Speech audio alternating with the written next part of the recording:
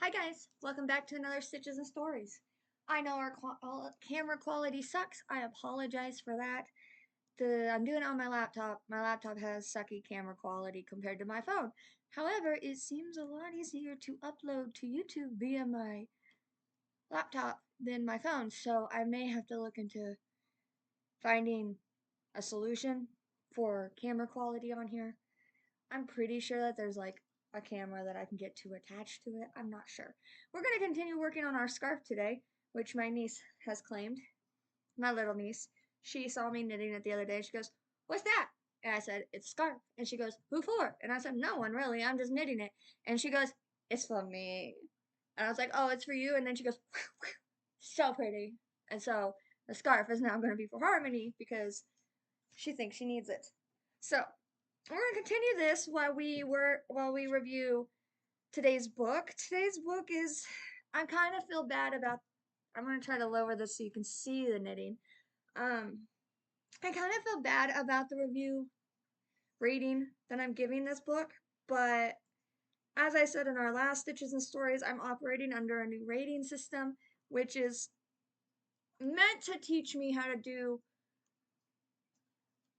fairer reviews, I guess. I mean, I'm notoriously known as a too nice reviewer. I've had people reach out and be like, "Yo, the book that you just gave 4 stars to, people would normally give 2 stars to." Okay? And I've had this going on for a while. I feel bad because as an author, I know all the hard work that goes into it. And so I tend to be super nice about all my reviews. Instead, it's very rare for me to give a bad review.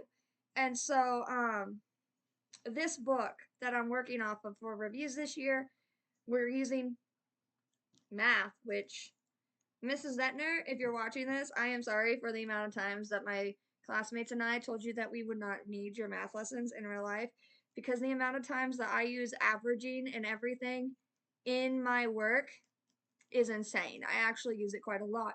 So for a person who doesn't like math, thank you for teaching me because I apparently really needed it. So we're using averages to figure out our star ratings. On our books, there are 6 categories. There is enjoyment, writing, characters, plot, readability, and setting. Inside of each of those categories, there are up to 5 stars. All right. And so what we do is if one, like say we have a 4 star, a 5 star, a 3 star, a 2 star, a 1 star, another 4 star, we take all those, we add them together, we divide them by 6. That is our star rating. All right. I am still kind of doing the rounding thing where if it's like a 0.5 or higher, it rounds up to the next star. If it's below 0.5, it rounds down to that star, just simply because I think points are stupid. That's what it is. I'd rather give full star ratings. Goodreads doesn't let me give points and point ratings anyway, and so I might as well just round. So today's book that we're talking about, I feel kind of bad because it has a 3 star rating from me. However, a 3 star rating is actually pretty average. It is not bad. If you look at it being a 5 star system, a 3 star is literally just in the middle. It's not a 1 star, it's not a 2 star. When I taught my library kids a long time ago how to rate books, 3 star is what we called a it's alright book. Basically, it was okay. It wasn't our favorite. We are not probably going to read it again. But I mean, it was an okay book. It wasn't bad. All right. And so this rating is actually not a bad reading, but a lot of authors and stuff do see it as a bad reading. So to this author, if you see it as a bad one, I do apologize. I'm sorry. That's what it averaged out to. So, um, the book is One Last Dance by Melanie True. It was part of our free Advent books free bookish advent that we did in December, okay? It is contemporary romance and a wide choose romance. It is fiction. I don't read very many wide chooses simply because I'm not big into the polyamory vibes of them. I don't I don't know. I'm very monogamous. Is that what it's called? I don't know. Anyway, this is one girl, lots of guys. Okay, I started reading it on the 28th of December. I finished it on the 28th of December. It is a really quick read, honestly. It's a lot. The themes in this book are going no contact, like deciding that you need to cut ties with family. It's sickness and self healing. Her dad, the main character's dad, is fatally sick, and she has to go back to the family that she cut off all contact with for legit reasons. And she's been practicing self healing, she's been getting back on the right track and stuff. And so she's nervous to go back and face the fire, basically. I think this book was okay. It seemed like it was lacking background though. And what I mean by that is that I almost feel like this story dropped us in the middle of a story. And if, from what I found, it is a standalone, okay? And by the shortness of it, I would not be surprised if it was originally an anthology submission instead. But I feel like that we should have had a little bit more explanation into the exact whys of why she cut off contact with her family. It's implied that there was an accident and that her family basically saw her as not being worth anything anymore because she was a dancer who got hurt and could no longer dance. But I feel like there had to be a little bit more. I feel like there had to be um, more drama in that area, I guess. And I would have liked to see it.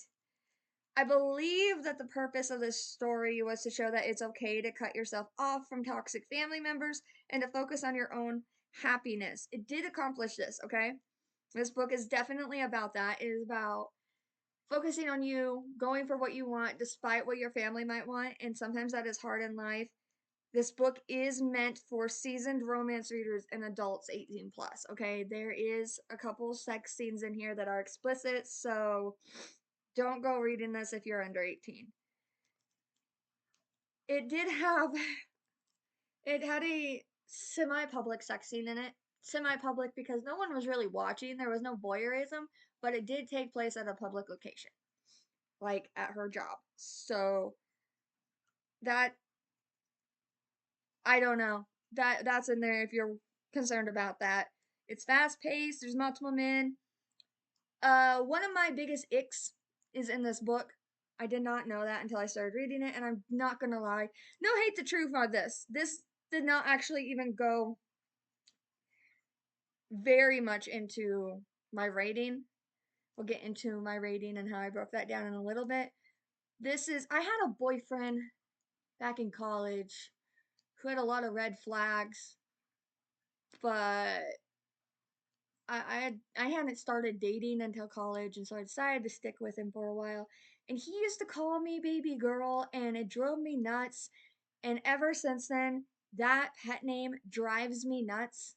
Like, I don't like it, and it is used in here all the time. Like, probably every other or third sentence told to her by her men, they are calling her baby girl, and it's just an ick to me. I don't like it. I think part of it is because of that relationship I had, but also a part of it might be because in my family, a baby girl is a toddler. Like, we call the kids that. We don't call adults that. And so I don't know. It sits weird with me. I've never liked it. It's just an ick. But because it's a personal ick, I did not include that into why I rated this the way I did. I'm just letting you know in case you also don't like it. It had a sudden ending. I feel like it should have explored a little bit more of what happened after the illness took its course and how she was with the rest of her family after her father does eventually pass. Um, it feels like this should be made into a longer story. We need background on why she went no contact with her family and what happens with her mother and sister after her father dies. We kind of talked about that. Oh, I put there was one repetitive sentence. There's just one sentence that repeated twice for no apparent reason. It was a little momentarily distracting, but it wasn't too bad. The plot of the story was really good. Okay, the plot was decent. The readability was great. The writing was great. The characters were great. I just feel like it should have been expanded on a little more. So for our star rating, in writing, I gave it 4 stars. In characters, I gave it 4 stars. In readability, I gave it 5 stars. It was very well paced, and there wasn't very much grammar. There wasn't any grammar mistakes I saw except that one repetitive sentence, and that's not really a grammar mistake, that's just a design by the author, okay? And so I gave it a 5-star readability because she probably did that on purpose. Some people do, some people don't. Some people like repetitive sentences, some don't. I use them sometimes in my writing to get a point across, so I get it. Plot, I gave it 4 stars. I wish it would have been expanded on, as I said, but it was a good story.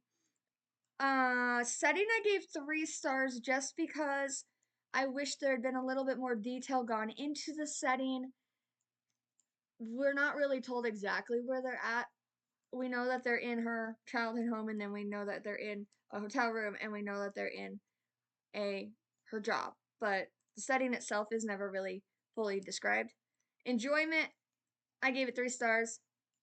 I gave it 3 stars because it was a good plot, but it wasn't really a plot that it wasn't a book for me, is what I'm trying to say. Like, I'm sure other people would absolutely adore this book. I'm sure seasoned romance readers who absolutely adore romance and explicit scenes and are like huge Why Choose fans would love this book. All right. It just wasn't for me. And so, because of those ratings, I took all of them, added them together, divided it by 6, and our rating was 3 stars. And so, I did give One Last Dance by Melanie True 3 stars. And I mean, that was that book. So, pick it up if you like romance. Pick it up and give it a shot. But if you don't like romance, you won't like this book. And if you don't like Why Choose, you probably won't like this book.